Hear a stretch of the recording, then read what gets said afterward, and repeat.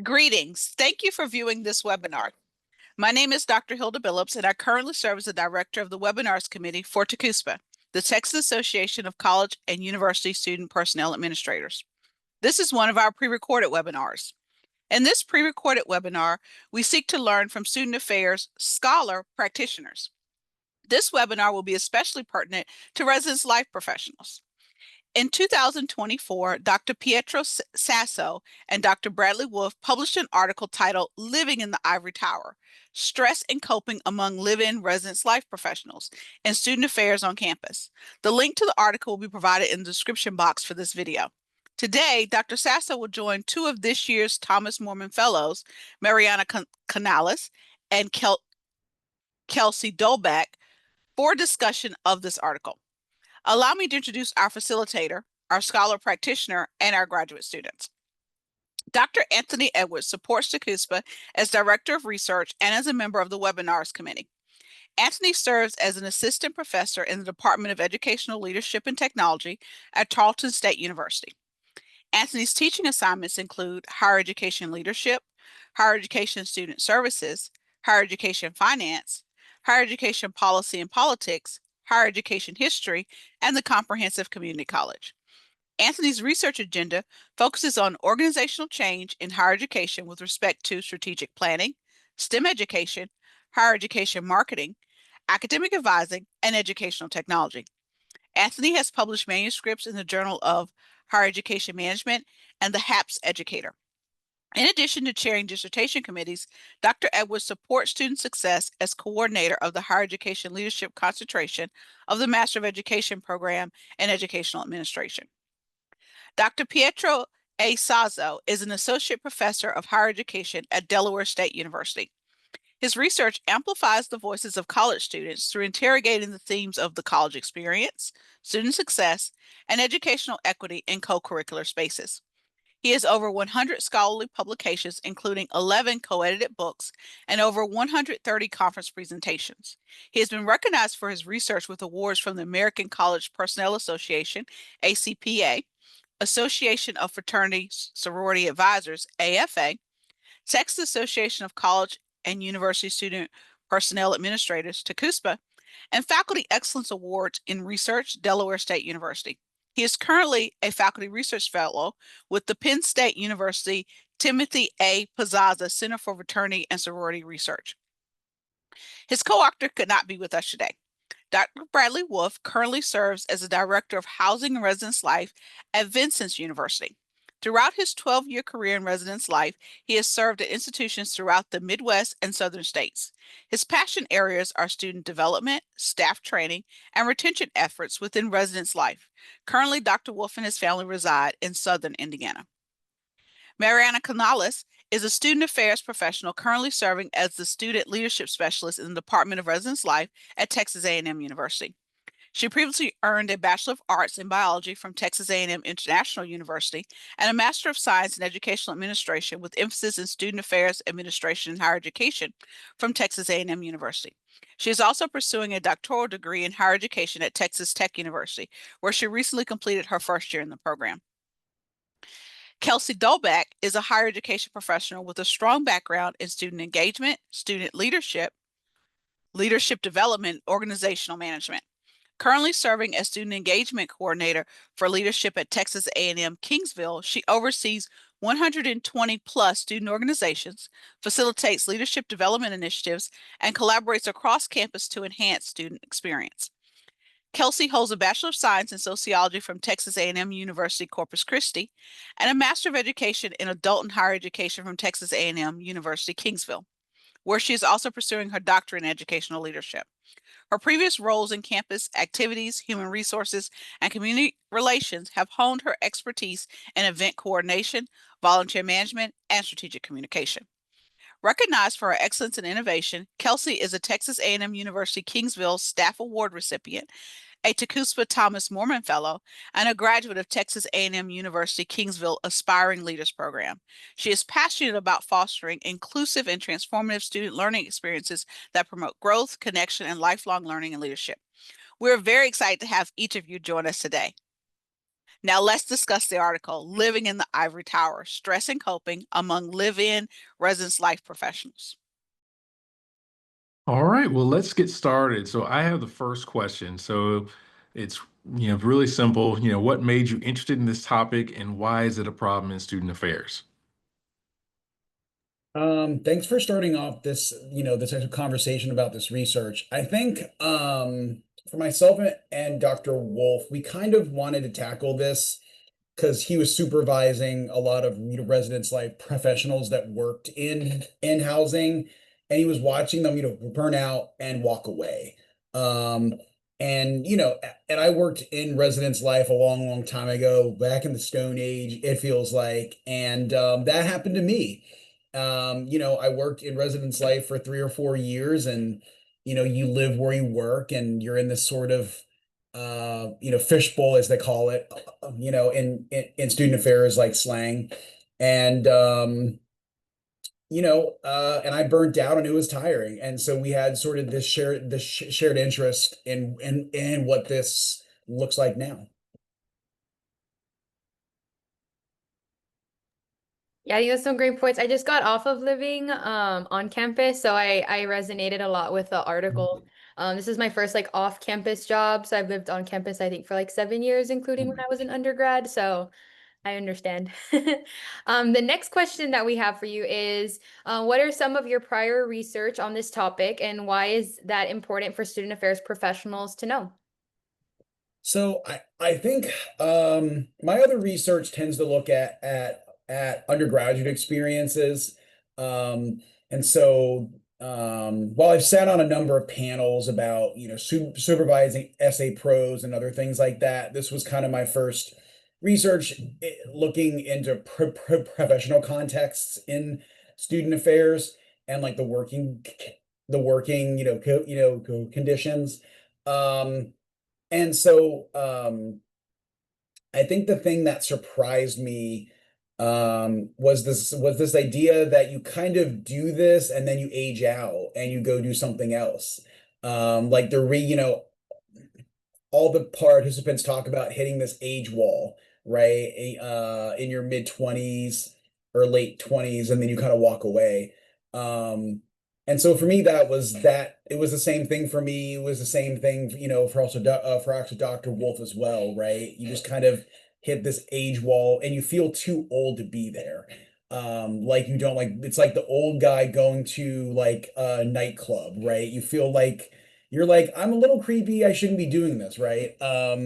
So it's just you don't feel like you should be there. So um, I think that's a funny example. I can't find another one. I don't know why that came to my head. But long story short is, I think in terms of this research, there it's like important because there's just not a lot of research in this area, right?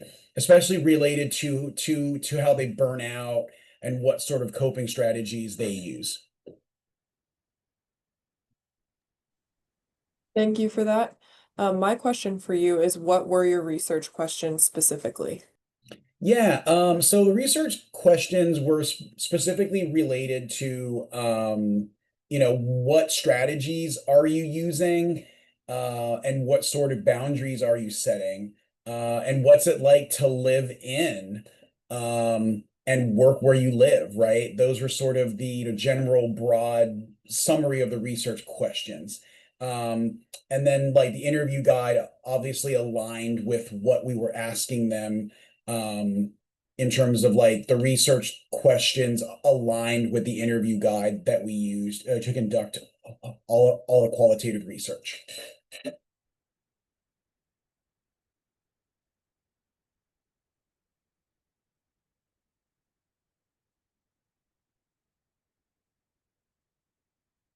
Okay, beautiful. And then the next question that we have is, what can you tell us about the participants in the study? For maybe Yeah. the ones that didn't read it.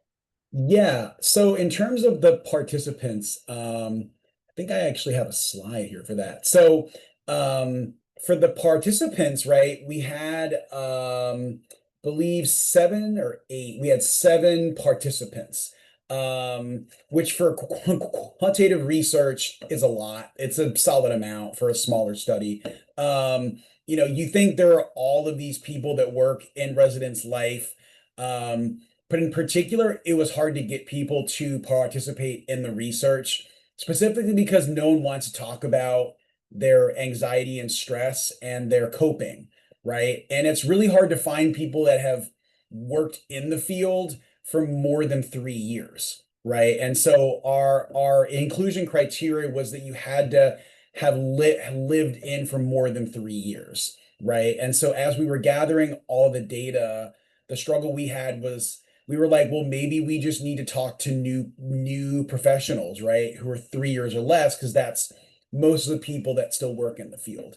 But it's rare to find someone who has lived in and is still around in the profession at 3 years. We had one person who sort of was outside of those bounds. They had worked for 2 years professionally full time, but then 1 year as a grad, right?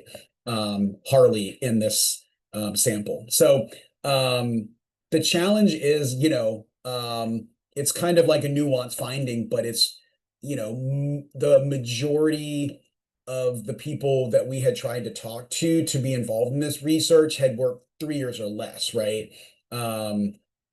If you read a lot of the research about Akuho-I and like the staffing patterns, or any of the research by NASPA about sort of like the actual demographic profile of the field, right? Like most student affairs professionals tend to work about 5 or 6 years and they hit a wall, right? And they have this existential crisis where they're like, I'm going to stay or go. And in particular, residence life professionals around that 3 to 5 year mark tend to walk away. 60% or more walk away after 3 years, and even more walk away at that 5 year mark. And so it's really hard to find people to do the research when most of them haven't worked in the field very long. So long story short is 7 people is a lot when 6 out of your 10 people leave, right? So we were pretty happy to find 6 people or 7 people that still lived in. In particular, this one of them lived in for 9.5 years, right? Like that's a long time living on campus, right? So we thought that was interesting, and just to find them from other like university types, right? They were mostly from state, public universities, and then some were from religious privates. None of them were from the same universities though. So You touched on it a little bit when we started talking about data, but can you go a little bit more into depth about how you collected the data and why was it important that you analyzed it in the way that you did? yeah, so what we tried to do was we had sort of the snowball strategy, right? And then we did the semi-structured interviews. So the semi-structured was important because rather than a structured protocol, because not everybody has the same coping strategies and not everybody's going to talk about it. Not everybody's going to talk about their working conditions in residence life in the same way. One of the challenges about residence life is all of your titles don't match, right? Sometimes you're an area coordinator, sometimes you're a hall director, sometimes you're a grad, right? And so it's just apples and oranges in terms of like the org chart for like a residence life department. So we did semi-structured because not everybody's going to talk about stress and coping, and the scope of their responsibilities is just not the same way, right? So there's just so much variance. So because of that sort of context within student affairs practice, what we tried to do is to do thematic analysis. So what we did is we did not start with open codes. We didn't start with predetermined codes. We sort of read them organically, and then just kind of let the codes flow up from reading all 7 transcripts.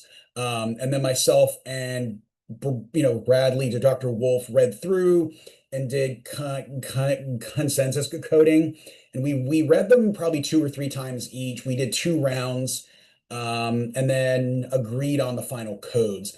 And in particular, we did thematic over other styles because we were specifically trying to categorize the various forms of stress and the various forms of coping, right? And so there are other styles that I could go and rant about for hours, but I won't. So we tried to keep it very simple to like this sort of a binary of this is stress and this is coping, and then do to contextualize like what was it like to live in and how do they set all the boundaries. So All right, perfect. So the next question is, what did you find out when you analyzed all that data? So I know you kind of touched point on a little bit, but if you can kind of expand a little bit more. yeah, so the general takeaway I think that we all can relate to if we lived in, if we were an RA even, or even if we were a live-in residence life professional, the central theme is that when you work in residence life, they all talked about this idea or this metaphor of life in a fishbowl, right? They struggled to live where they worked.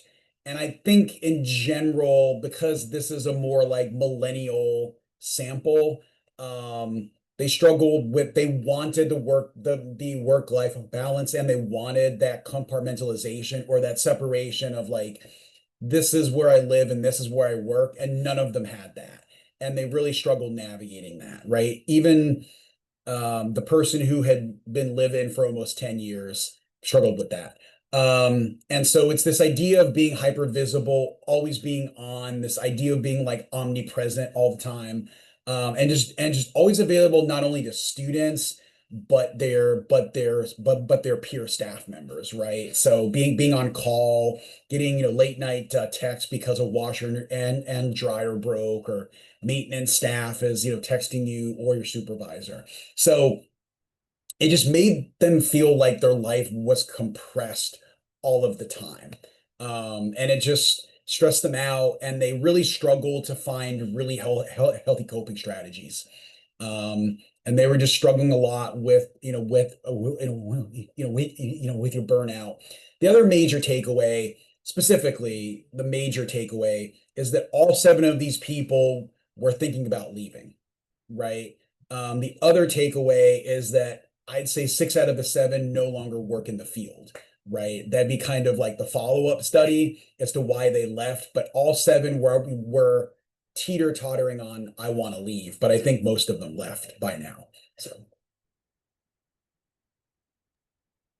So why are the results important for student affairs professionals? Yeah, so I think as you're thinking about, there are really 2 major themes, right? This first theme was like the fishbowl concept, always being on, having these like enmeshed living working spaces. I live where I work and I work where I live, and I don't have any separation.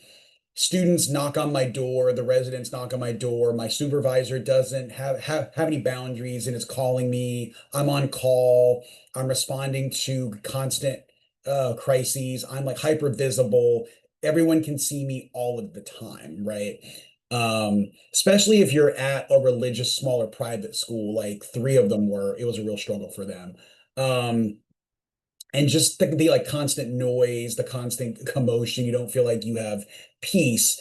And so that major finding is like you're always working, right? And so how do you learn to set like the boundaries for yourself, right? And so it's just really stressful.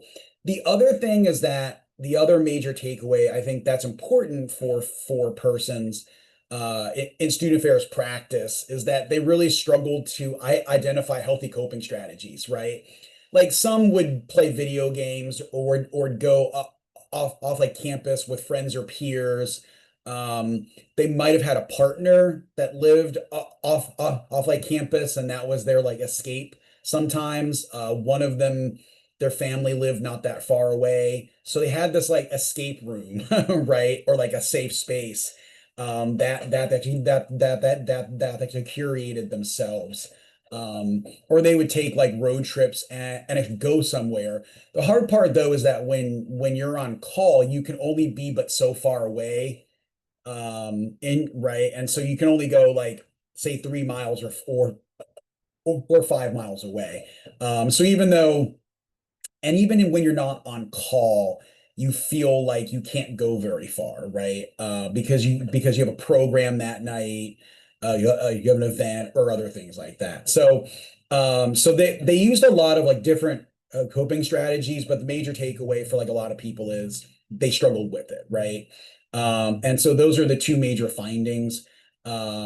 And so in terms of like the implications, right? Like why does this matter? Like so those are the two major findings. This is how they link to like takeaways. Is that in student affairs grad prep programs, all of the persons working in residence life in this study all had a master's in higher ed, right? It wasn't like it was in counseling or an MPA or social work. They all talked about not knowing how to engage in using helping skills, right? None of them had a like helping skills class, or like an educational counseling class. And so one of the struggles that they also talked about was like when they're responding to crisis, they internalize that and they also carry that with them, right? So they don't know how to handle the conflict when they're supervising the RAs. They struggle responding to crisis if a student has overdosed, if they get into an argument with a student who is, being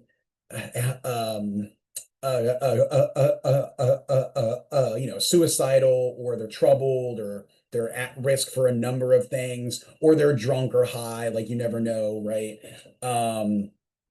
Or it's two roommates fighting and you get called in to respond. So like the helping skills part was, I think, what they were lacking. And so they said because they didn't have the helping skills, that was extra taxing on them, because they thought about their role as a professional helping role. And there's a lot of research which specifically talks about student affairs practice as like a helping role, right? And so they really struggled to use helping skills and to understand what those look like for them.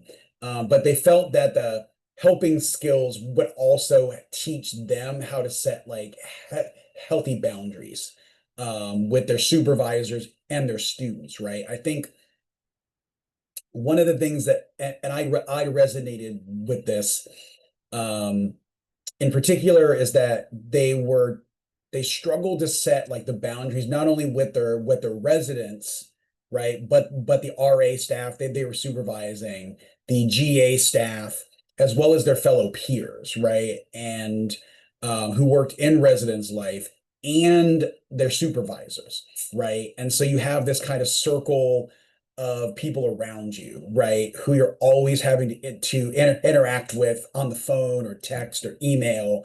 And it's hard to do that when you have these 3 or 4 different stakeholder groups that all need you constantly. So the other major thing is privacy, right? The one thing that they talked about is the location of their live-in on-campus apartment was terrible, right? They're by like the laundry room. Students are doing laundry at 4 in the morning. Their room is by like a fire alarm, and students pull like the fire alarms, right? Because they're students. Or it's by like a student walking path and students yell, or like the residence hall is by the Greek row, right? They also talked about not having privacy, right? So like if they bring someone over, like the residents know who's in and out. And in particular, they were concerned about their safety because like the residents could just knock on their door all the time, right? They were publicly front facing to students. So they didn't have any sense of privacy. So they were live on, but it wasn't like the residence life apartments where they lived was separate, right? It was literally in the same spaces as the students. Sometimes in residence life, like you'll have an on-site apartment, your live on, but it's a little bit further away, right? And so they basically were next door to all of their students. So I think that was the struggle, is they didn't have a sense of, especially they didn't have any actual privacy, right? And so in terms of like wanting to live on and wanting to stay in the profession, they're like, I'm saving all of this money, but like I feel like I don't live anywhere. I feel like I just kind of exist in this space, right? And so this idea of like working with like universities to provide like live-in environments where they have more privacy. The other thing is like humanizing the profession, right? One of the things that the research talks about in particular is when staff are responding to crises, the following morning, we still expect them to actually come to work, right? And in particular, when live-in staff are responding to suicide ideations, right, or major trauma events, we don't give the staff time to process that, right? So they're up till 4 a.m. responding to an on-campus crisis. A student might have suicide ideations. The student will attack that staff member. Like, all of these things happen, unfortunately, in residents' life all the time. But then we still expect them back at 9 a.m. that next morning, right? And so there's no time for self-care to process all of the things they've seen, right? And so it's this idea of like humanizing, like allowing some time and space and some separation between when they're on call or when they've had to like respond to major incidents, right? Like they need that time off to like take a breather. And so we don't have these processes and protocols that humanize, that we think that sort of they're like a student affairs robot, right? Like you're on call, you respond to situations, you file the forms, and then you show up that next day. And so you don't have a lot of time off to work through all of your incident reports even, right? So it's such a, and so the other thing too is having flex time off, right? Like you get your on-call calendar, and it almost seems non-negotiable. Like you don't get the chance to be like, oh, I have this family holiday, but I have to stay here for Christmas, right? Or for the winter break, or for the Thanksgiving break, or the fall break. And so the other challenge that they talked about is just even doing like the basic things of like going to a doctor, right? Like you have to tell your supervisor, I'm going off site to go to a doctor, and they have to approve that. If you worked another job, no one would care that much. And so they just talked about how there are significant double standards between their work and what everyone else does. Like if you're an academic advisor and you go take a lunch off site, no one cares. But then like the residence life professionals have to always tell everybody where they are all of the time, right? So we don't necessarily humanize the profession. There's no flex time. The other thing that they struggled with is there's not necessarily a professional growth plan for them. There's not necessarily there's not a linear career path for them, right? It's hall director, maybe then you go to area level staff. And so it's kind of this nebulous approach for them. And so and really just wellness, right? I think they struggle to make meaning of their work and meaning of the things they have experienced, right? And like the constant level of conflict that they have to like work through. And just even working through communication, they said what was a real struggle. Just because they had these very like linear reporting structures, and if you can't get a hold of like the person above you, there's no one else to talk to, right? So I think those are the three major things around like helping skills, the privacy concept, and just humanizing the role that these are human beings that have these sort of professional development and boundary setting needs that we're not necessarily meeting. Thank you so much for that.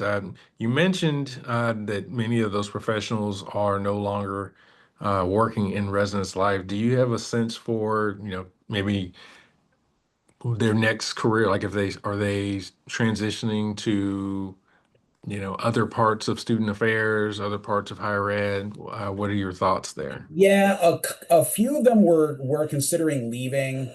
When I go back and I look on LinkedIn where they are, it seems like some of them have left the profession entirely and they've gone into human resources. One is like a public school teacher. That's not in like the article. This is like a follow-up. The others moved into like academic advising, right? So like I think 3 are still in higher ed. And then the other 4 have left. One's in a higher ed adjacent role and like a college access role, and then the other 3 just left. So it's not necessarily like, I worked in residence life and now I'm going to go work in student activities or leadership programs, right? Or I'm going to go into Greek life. It seems like they were looking for something more stable in student affairs practice or like higher ed admin, which would be academic advising is normally 9 to 5. So that's what they were mostly looking for. Yeah. Thank you for that. I think that your work really highlights, what are some of the trends in the student affairs workforce. And, I think, we'll think about where we're at right now. Workforce is a huge thing. And so I think that your work is extremely timely. Thank you so much for sharing your work with us today, Dr. Sasso. Also, special thanks to Mariana and Kelsey for joining us today as moderators. Our goal in the TCUSPA Research and Education Committee is to make student affairs research accessible to our members by bridging the gap between research and practice. This webinar helps us achieve that goal. And so again, thank you so much, Dr. Sasso. Absolutely. Thank you so much. And with that, I'm going to don't go just yet, but with that, I'm going to turn the presentation back over to Dr. Billups. Thank you for viewing this webinar. We would like to thank our panelists again for sharing with us. Please browse our YouTube channel for more webinars like this one. If you missed a webinar this year, we invite you to watch the recording. If you're interested in presenting, serving as a panelist for a future webinar Wednesday, or participating in a pre-recorded webinar, please consider completing the proposal form. The link will be included in the description for this video. Finally, the TCUSPA membership year runs from January to December. If you're not yet a member of TCUSPA, we encourage you to join us. Thank you. We hope you have a great day.